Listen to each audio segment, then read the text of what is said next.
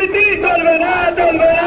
এবারের আন্দোলন চলবে, রক্তের বন্যায় আরিবির মূলনীতি, দুর্নীতি। আমাদের দেহে যতক্ষণ পর্যন্ত শেষ রক্তবিন্দু আছে আমরা মাঠে থাকবো, লড়ে যাবো, স্বাধীন করেই থাকবো ইনশাল্লাহ।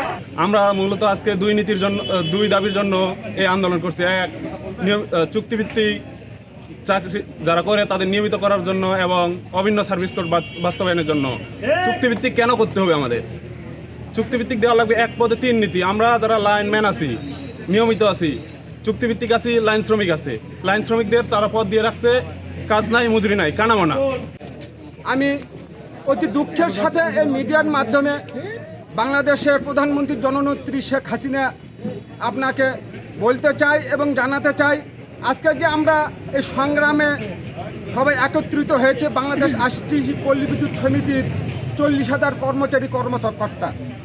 তার উদ্দেশ্য হলো বাংলাদেশ পল্লী বিদ্যুতায়ন বোর্ডের কিছু দুষ্কৃতকারীর এই যে তাদের ঘুষ, দুর্নীতি এবং মালামাল ক্রয়ের যে বাণিজ্য, নিয়োগ বাণিজ্য, বদলি বাণিজ্য, এর বিরুদ্ধে এখন আমরা সোচ্চার হয়েছি।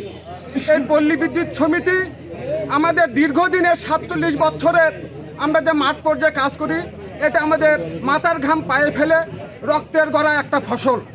আমরা অতি সহজে এই ফসলকে নষ্ট হতে দেব না।